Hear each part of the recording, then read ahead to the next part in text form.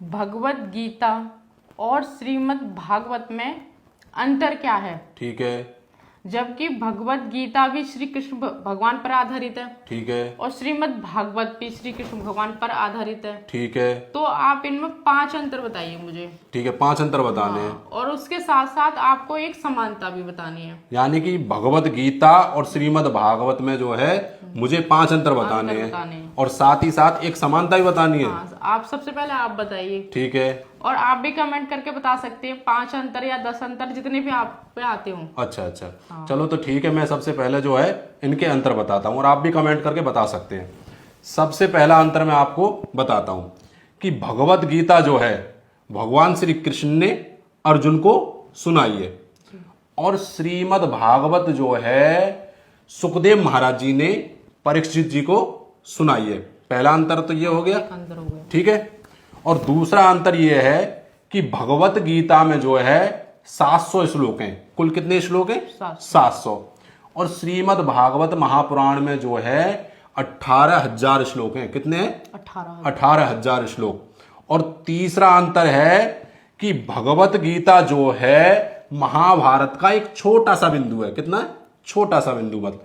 और श्रीमद् भागवत पुराण जो है एक ग्रंथ है। क्या है? ग्रंथ है। क्या अंतर हो गए? 3 हो गए ना। अब चलिए चौथे अंतर की जो बात कर लेते हैं, जो सबसे इंपॉर्टेंट है।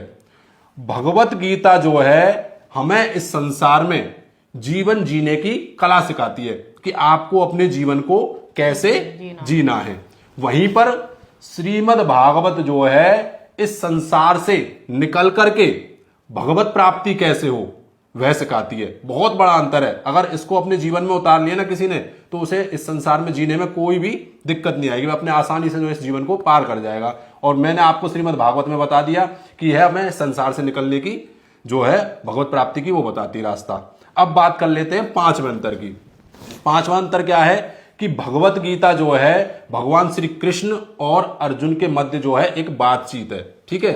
वहीं पर श्रीमद् भागवत में जो है भगवान श्री कृष्ण की लीलाएं और उनकी कथाओं के बारे में दर्शाया गया है। ये तो हो गए आपके 5 अंतर। अब बात कर रही है एक समानता की, तो मैं समानता भी जो है इनके बारे में बता देता हूं जो मुझे पता है। एक हो सकता है लोगों को इससे ज्यादा भी पता हो।